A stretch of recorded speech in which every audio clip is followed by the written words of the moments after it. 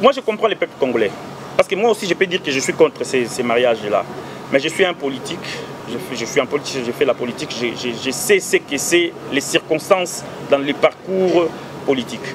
Ce n'est pas seulement nous, IDPS, qui avons connu cette situation. Je suis en train de donner beaucoup d'exemples de l'Afrique du Sud. Je sais très bien que vous êtes sans ignorer l'histoire, tout ce qui s'est passé en Afrique du Sud avant que l'ANC puisse avoir le pouvoir. L'homme blanc a fait tout ce qu'il pouvait faire à cette époque-là.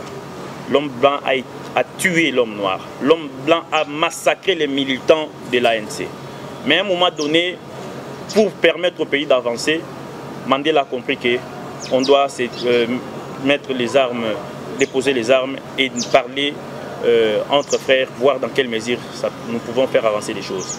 Et Mandela, un jour, a tenu la main de l'homme blanc. Il a soulevé ça. Il a levé la main de l'homme blanc. Et c'était la même chose. Le peuple, une partie du peuple avait réagi, comme nous le voyons aujourd'hui chez nous. Je ne suis pas contre cette réaction du peuple, c'est tout à fait normal. Avec tout ce que les régimes passés nous avaient fait, je crois que moi-même aussi je suis là, je peux vous parler, parce qu'il y en a beaucoup qui parlent Kabila. Ils n'ont jamais goûté à cette dictature de Kabila. Ils n'ont jamais goûté à ça. Mais nous qui avons ces segments-là, nous qui connaissons bien ce qui s'est passé, nous comprenons aussi en tant que politique qu'à un moment, on peut se tenir la main dans la main et faire évoluer les choses. Je crois que c'est une circonstance dans notre parcours politique, c'est tout à fait normal, ça s'est passé ailleurs. Aujourd'hui, en Tunisie, c'est la même chose. Donc, nous disons que nous sommes en coalition, non parce que nous voulons sauvegarder nos intérêts, mais parce que nous voulons faire évoluer le pays, parce que nous voulons que les intérêts du peuple soient respectés. Et dans cette coalition, c'est comme nous le disons chaque jour, si quelqu'un ose faire quelque chose qui ne marche pas avec l'intérêt du peuple, nous allons les dénoncer. Ce n'est pas la coalition que nous allons protéger, mais en détruisant l'intérêt du peuple. C'est l'intérêt du peuple que nous allons d'abord protéger. Si parmi nous, il y en a ceux qui pensent qu'ils vont faire des choses n'importe comment, je vous dis, nos amis là des FCC, ils doivent comprendre qu'aujourd'hui, cette coalition les protège. Ils doivent les comprendre. Ceux qui pensent qu'ils sont là, excusez-moi, ils sont là parce que, bon, voilà, ils disent encore, je ne sais pas moi, Kabila est là, Kabila, ils se trompent. Ils se trompent. Ils doivent faire les choses de la manière à ce que les pays évoluent. Les chefs de l'État aient de bonne foi, parce que chaque coalition, pour que les choses marchent, il faut qu'il y ait la bonne foi. Et nous, les DPS, nous avons cette bonne foi-là. Mais si nos amis pensent qu'ils vont faire des choses de leur manière, ils se trompent. Les peuples les attendent. S'ils risquent de commettre les erreurs, beaucoup vont faire comme le président Aïe avait dit, ils vont manger. Et ce n'est pas ça notre souhait. Merci beaucoup pour aujourd'hui. C'est la toute dernière question. Aujourd'hui, vous encadrez la jeunesse. Et quels sont les projets de la jeunesse de l'entreprise? J'ai pas mal aussi parcouru les activités des jeunes de plusieurs partis politiques. Nous voyons comment ils sont organisés, ils sont en mode on doit suivre tout ça. Bon, à l'IDP, je vous dis que je ne dis pas que ça n'existe pas, mais du moins on voit d'autres jeunes, des autres partis politiques sont quand même bien formés et bien encadrés. Mais à l'IDP, c'est comme s'il y a un peu de laisser aller. Bon, vous êtes aussi parmi les encadreurs, je ne sais pas comment vous allez vous justifier. Et quel est le projet d'avenir que vous avez, surtout pour la jeunesse? Parce qu'en fait, c'est la jeunesse qui va remplacer demain, qui va succéder au pouvoir, ceux qui sont aujourd'hui. Alors, s'ils ne sont pas bien encadrés, je ne pense pas qu'on aura de meilleurs dirigeants de demain. Oui, madame, vous me faites rire quand vous dites qu'il y a des laissés-aller. Bon, je vous comprends. Il faut savoir que nous sommes un parti des masses. Et d'ailleurs, si les scientifiques aujourd'hui peuvent analyser bien cette histoire du parti des masses, ils n'ont qu'à venir à l'IDPS. Nous sommes vraiment un parti des masses, naturellement parlant. Donc il ne faut pas nous comparer avec d'autres partis. Oui, j'en arrive.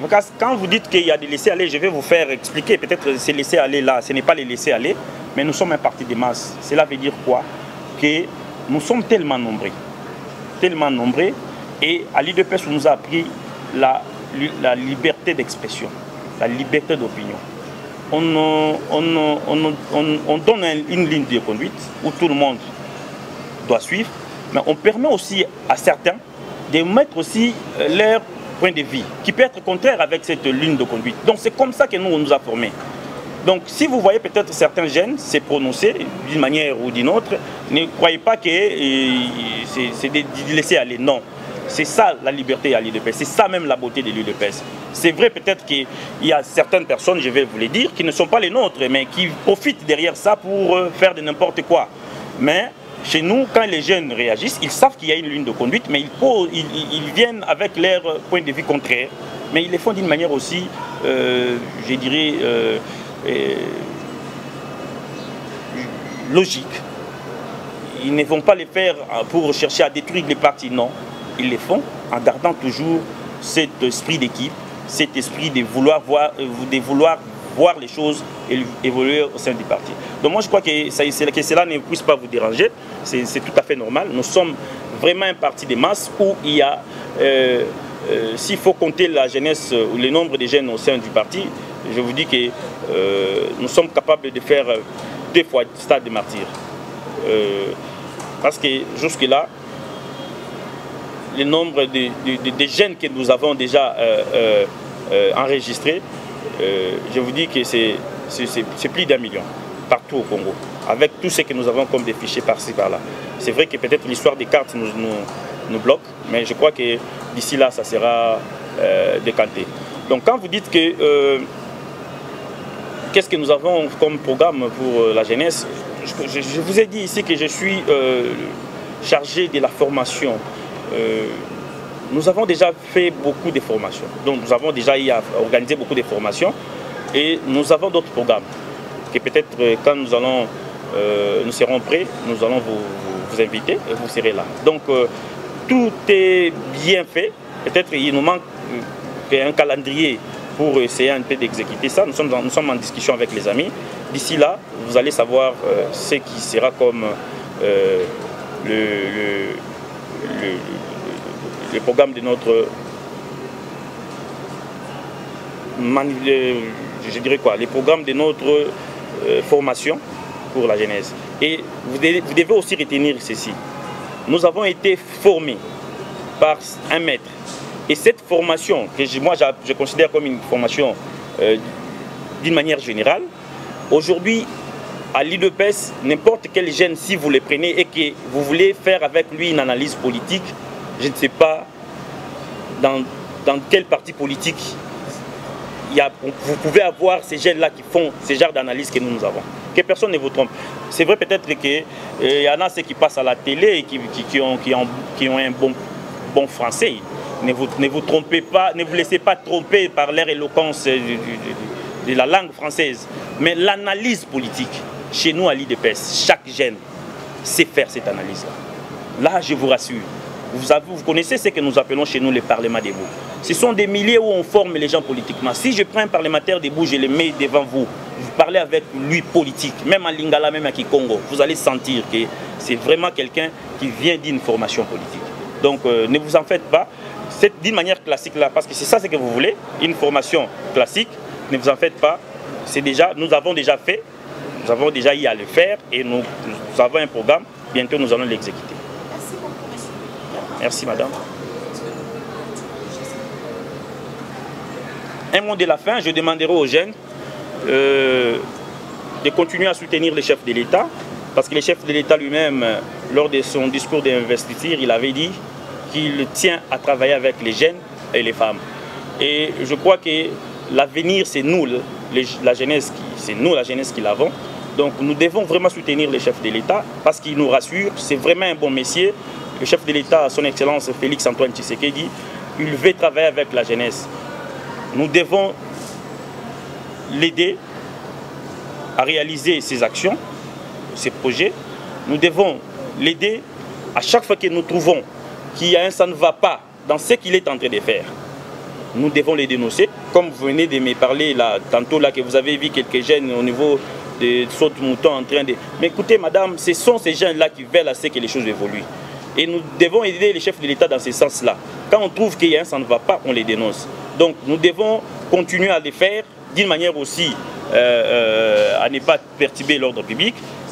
Nous devons le faire de la manière à faire voir aux chefs de l'État que nous avons besoin à ce que les choses évoluent. Donc, le président de la République, il tient à la jeunesse, voire même, il a un projet. Bientôt, là, il y aura une structure pour permettre aux jeunes de venir